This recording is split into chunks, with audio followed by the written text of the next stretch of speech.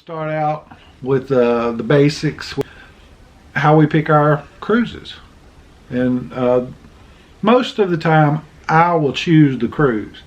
I'll pick which one, I'll give you an option of one or two or three of what we can do, because I get a lot more leave and time off work than Teresa does. So we can't go very far over and over. We can't go to Florida twice a year. We can't do that. But I'll give her a couple of options, and we choose ours mostly by where we haven't been. But if there is a cruise ship that we haven't been on that's going to a place where we have been, that's fine and good too, because nobody's done everything there is to do in every port. Oh no, I could go to Cozumel over and over and over. It's my favorite port. But anyway, he chooses the cruises because I don't like to. So yeah, good thing. But a lot of people ask, how can we cruise as much as we do? And you can book a cruise 2 years in advance. I mean, you can book a cruise a long time out. And I think the final payment's like 2 months before you cruise. But you can put your money down and not pay anything until that final payment's due, or you can just put 50 bucks here, 20 bucks there, and I mean, you can get this thing down to, paid off. And that's how people do multiple cruises. They always have one in the books, and you just keep up with it. I mean, you just keep up with what you're paying on, what has to be paid on, and then can you throw a little something another way. I mean, you knock out a couple of Diet Cokes from the Sonic, a week, and you can put some money down on a cruise. But of course, we make it a priority to see the world and travel rather than, be too old not to do it. Right. And a lot of people wait to retirement to do what they're going to do, and nobody's going to say we ain't going to be in the best health when we're old. And some of us are getting old. Yeah, we're getting old. But that's why I want to cruise. That's why I want to travel. And these tips are going to be for travel and cruising. It's both. I mean, there's things that you need. There's things you don't need. There's things you want to have, not want to have. And but the way we choose our cruise is we want to go to a different port. We want to go to, we want to be on a different ship. And we've tried different cruise lines, and that was interesting too. I mean, there's a little bit of nervousness I think everybody has about cruising for the first time. I mean, I was one of them. I didn't want to be a 7-day man. I was going to be on that thing 3 or 4 days because I didn't know how it was going to be. But I don't take one less than 7 now. That's just I will. I'll take a cruise no matter what. Well, if somebody give me one, but I'm going to book one. I'm going to book one for a week. You can believe it. But yeah, we're just going to try to go into detail of what to do and how to do it and what not to do, and give you a little insight. That's the best I can say. All right, guys, once you have chosen where you're going to travel, where you're going to cruise, flying, driving, all those things, once you figure that out, the number one thing I think that will make your trip so much easier is a good set of luggage. I'm not talking about an expensive set of luggage. I'm just talking about a good quality set. You can get them cheap. You can pay a lot of money, a little money. I mean, it's just up to you what you want. It has saved us so much time disembarking off a ship, because we usually will take our luggage with us. And it's so much easier just to have a great set of rolling luggage. And let me show you what I have, and this give you some ideas. I mean, I'm not saying go buy this by any means. I mean, this is just what we have, what we've collected, over the course of years, really. And of course, my wife, she calls me a bag dude, because I love bags, which I do. But let me just show you our setup. All right, guys. So here is our 2 main pieces of rolling luggage. Now they are nested. I mean, there's other bags in those bags. Small, get some, two other smaller sizes, and we just bought those off Amazon. No particular brand or anything. It was just something we needed that would roll really well. Let me show you. I'll get you a little extension. Something that doesn't take hardly any effort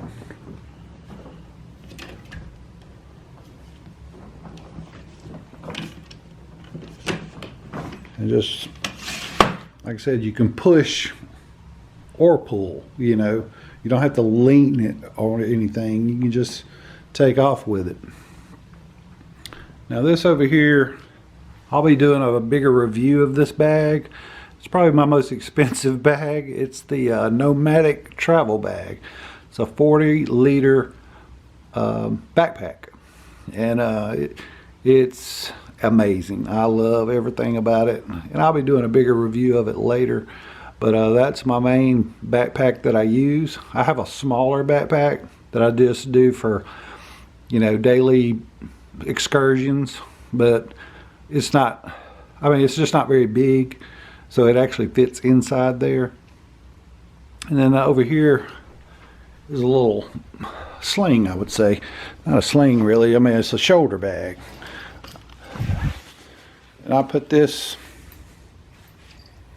is normally what I would carry for the day with my camera gear in. I can put all my little, you know, attachments and filters and whatever else I need in it. And I don't know if it was a camera bag, but it does have padding on the inside.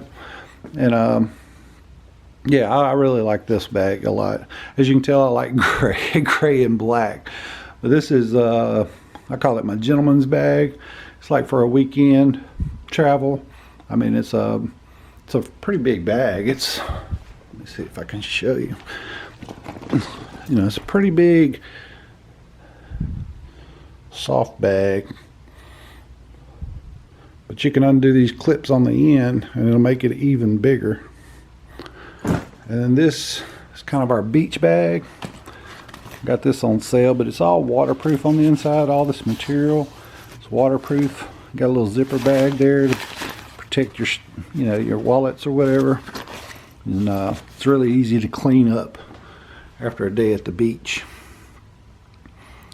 Over here, I think y'all know, if you've watched any of our videos, this is the bag I take. It was a cheap, I guess it was a toiletry bag or whatever, but it's actually the bag that I tote with me, and I put, well, there's still some stuff in there, cards and stuff that I make for Teresa. Like I said, I keep those in there, but she don't know where I keep the bag, so it's all good. This bag right here, this is a rather expensive little pouch too. This is the Peak Design tech pouch. Now, I don't know, let me see if I can get this open.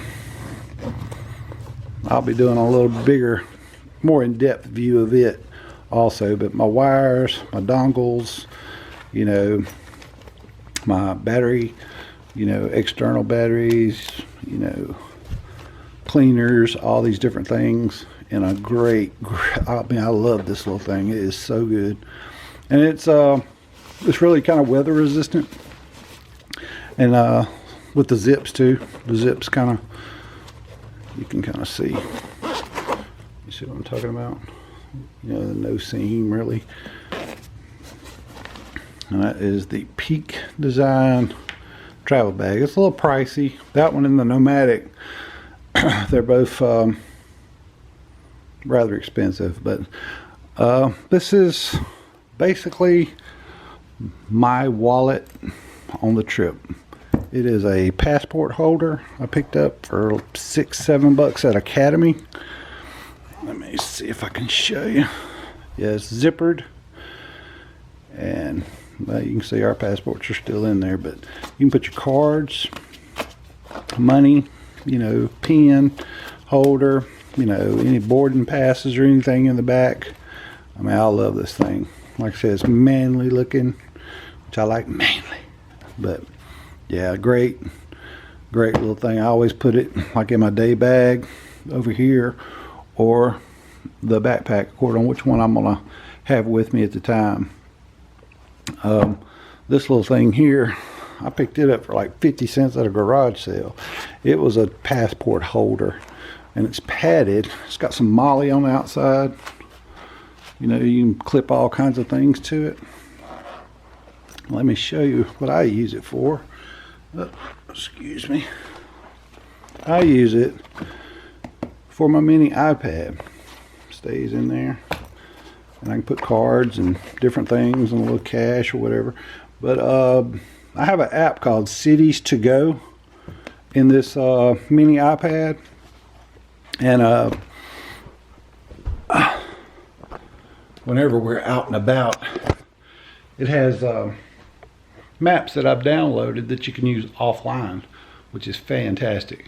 And if you ever get lost or you need to know where a certain restaurant or cafe or whatever is, you yeah, just pull up the app, pull down your map, and there you go.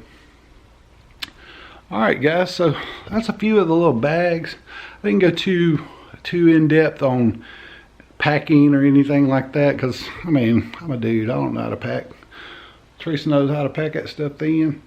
But these bags, especially the rollers,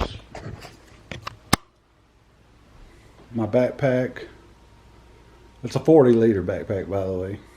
But yeah, this is the staples. This is what we choose to go with us. I mean, we can not take something, not take a certain bag. I mean, we won't take every one of these bags every time, but those are the ones that make it easier. I'm telling you. Come in with a backpack, push a couple of those bags around. Teresa don't even really have to touch them if she don't want to, because it's so easy to do, even with them loaded down. I mean, this one right here is already, you know, it's got them nested in there, and it still just rolls so easy. I mean, it really does. And then, you know, going up the ramp on the cruise ship, I mean, you're just pushing. I mean, you're not pushing, you know, it's so much easier. And but yeah, that's tip number one. Pick your cruise, get you some good luggage, get you some good bags. We'll get back to y'all with some other tips, tricks. Yeah, they good set of luggage. It's the way to go. All right, guys, y'all have a good one. If you don't mind, hit the subscribe button. Tell us what you think. Is there any bags that you would choose not to carry, choose to carry? Is there any of them I need to buy? Is there any of them I need to get? I mean, just let me know. All right.